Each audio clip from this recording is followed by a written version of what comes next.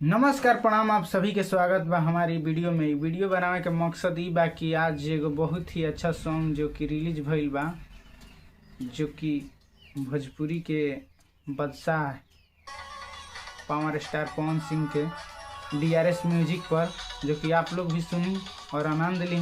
गाना बहुत बेहतरीन बा, ओकरा में एकदम खाली इंजॉय भरल बा, जवन कि आप सबके बैकग्राउंड में म्यूजिक भी सुनाई दे हुई।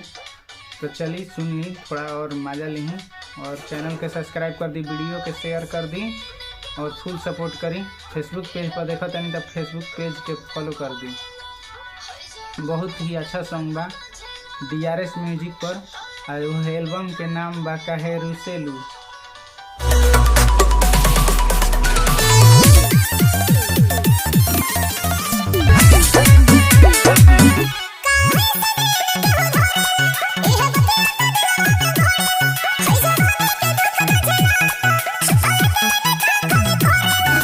जो कि शिवानी सिंह और पवन सिंह गाए हैं। तो चलिए पवन सिंह वाला लाइन अपने आवाज़ में भी सुनाएंगे, गुनगुनाएंगे, म्यूजिक बैकग्राउंड में बजेगा, एंजॉय करिए आप लोग।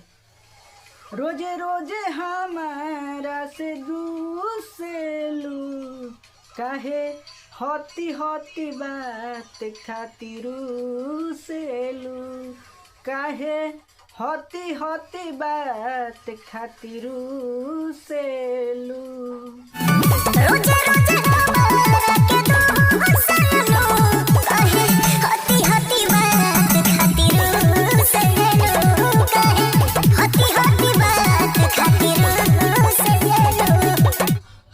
कही परान बाड़ू उनसे न रूसी हो, फेरू आई रात रानी मजा खूब लूटी हो।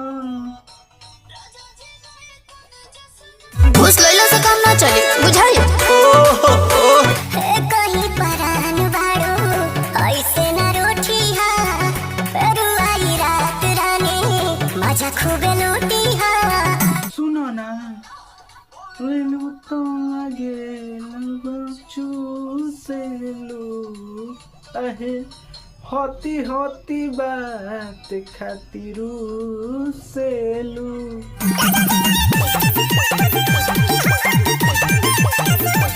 बुझतानी बात धनी तहरा हो मन के, अखिए के सोझा रखल चाहेलू पवन के।